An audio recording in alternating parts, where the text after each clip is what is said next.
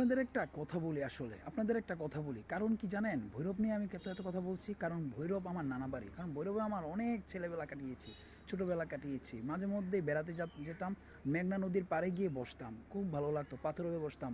এমনকি আমার যে ফেসবুক আইডিটা শামানুর রহমান উষান, এখানেও কিন্তু আমার ছবি দেওয়া আছে। মেঘনা ব্রিজের উপরে দাঁড়িয়ে আছি, মেঘনার নিচে ব্রিজ, পাথরের উপরে বসে আছি, এখানে দাঁড়িয়ে ছবি তুলেছি। অনেক অনেক মানে দু একটা ফটো আমার ওখানে তোলা আছে, কারণ আমি ওখানে গিয়েছিলাম, আমার বেড়াতে গিয়েছিলাম, আমার নানা বাড়ি এখানে অসংখ্যবার গিয়েছি।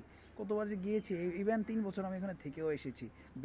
বেড়ানো বেড়ানো হয়েছে আমার ওখানে, কারণ আমি খুব বেড়াতে ভালোবাসি, যার কারণে ভৈরব আমার খুব প্রাণের একটা শহর, প্রাণের হৃদয়ের স্পন্দন আমার ভৈরব। তাই ভৈরবকে আমি খুব ভালোবাসি, আর তাই ভৈরব উপজেলা অনেক আগে থেকেই হয়ে রয়েছে, যার কারণে উপজেলা বলতে বলতে আর ইচ্ছা করছে না। তাই আমি চাচ্ছি ভৈরবটাকে একটু জেলা হিসাবে নিতে, ভৈরব জেলা বলতে। সো ভৈরব জেলা মুখ দিয়ে এসে পড়ে, তাই ভৈরব হচ্ছে জেলা চাই। So enjoy my video and share my videos, because হে ভৈরববাসীরা, ভালোবাসলে অবশ্যই ভিডিওটা শেয়ার করে দাও। ভৈরব ইজ দ্য ব্র্যান্ড, মাথায় থাকে যেন।